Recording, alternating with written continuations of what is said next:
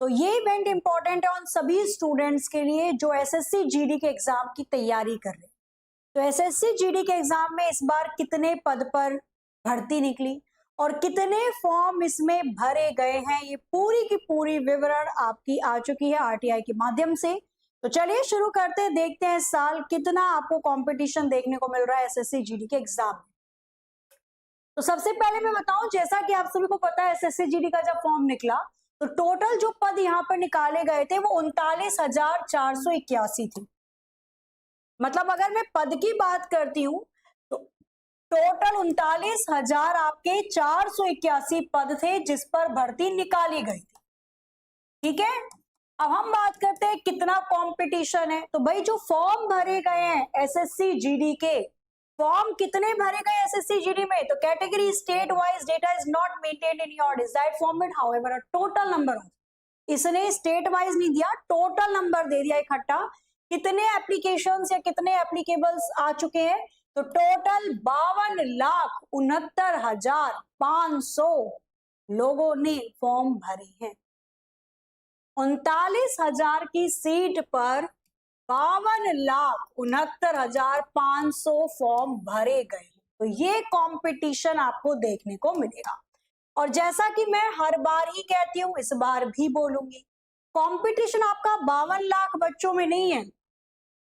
ठीक है, कंपटीशन ये नहीं 52 लाख में है, इसमें से 50% तो ऐसे हैं फॉर्म भर दिया उसके बाद तैयारी करनी है या नहीं करनी है उनको यही नहीं पता। सॉरी, बाकी के बच्चे 50% में से भी केवल 30 से 40% ही ऐसे स्टूडेंट्स हैं जो रेगुलर पढ़ रहे हैं, जो रेगुलर क्लास ले रहे हैं।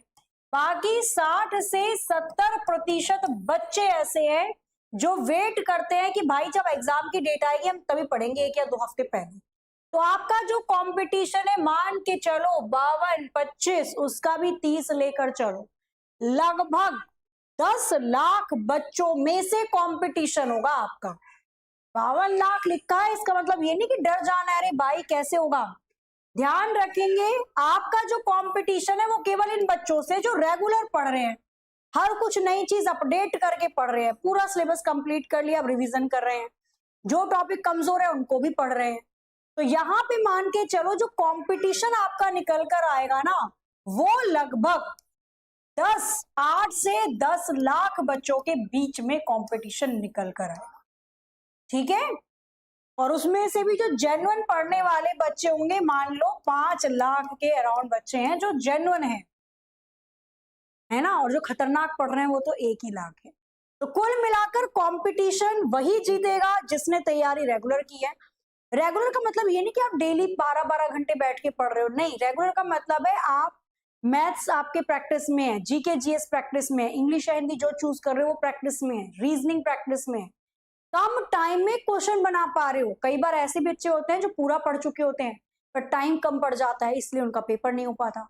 तो आप लोग कम टाइम में क्वेश्चन को बना रहे हो, प्रैक्टिस पे है सारी चीजें, तो डेफिनेटली यही रेगुलर प्रैक्टिस की बेनिफिट होती है जो आपको देखने को मिलती है।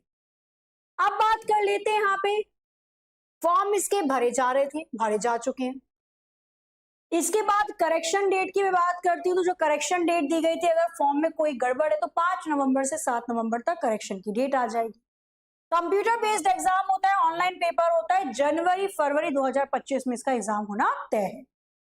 इसके बाद हम बात कर रहे हैं भाई क्या सिलेक्शन प्रोसेस होता है, तो ये आप सबको पता है। सबसे पहले इसमें क्या होगा, आपका एग्जाम होगा, एक ही पेपर होता है, सीबीटी बेस्ड है, कंप्यूटर बेस्ड टेस्ट है, ऑनलाइन पेपर होता है, फिजिकल होगा, फिर मेडिकल, रिजल्ट, रैंक और फिर पोस्ट मिलती है आपको। ठीक है, अब जो पेपर है वो एक ही पेपर है, ऑनलाइन है, जिसके अंदर जीके के, रीजनिंग के, मैथ्स के और इंग्लिश या हिंदी दोनों में से एक चूज करते हो। 20 क्वेश्चन आते हैं। 40 नंबर की आती है रीजनिंग, 40 नंबर की मैथ्स, 40 नंबर की जीके जीएस और 40 नंबर की या तो आप इंग्लिश लेते हो या तो आप हिंदी लेते हो।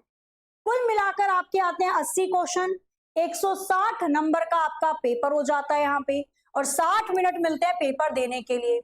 नेगेटिव मार्किंग यहाँ पे 1/8 है, यानी कि 0.25, 1/8 यहाँ पे नेगेटिव मार्किंग रखी गई है। ठीक है, सिलेबस की मैं बात करती हूँ तो रीजनिंग में एसएससी जीडी है, 10वीं के स्तर पे आएगा, जीके जीएस का पोर्शन हो गया, भूगोल इतिहास। 10वीं के स्तर पे मैथ्स आएगी, 10वीं के स्तर पे इंग्लिश या हिंदी आएगी। रीजनिंग में verbal, non verbal, logical reasoning, कथन, निष्कर्ष, कथन, पूर्व धारणा।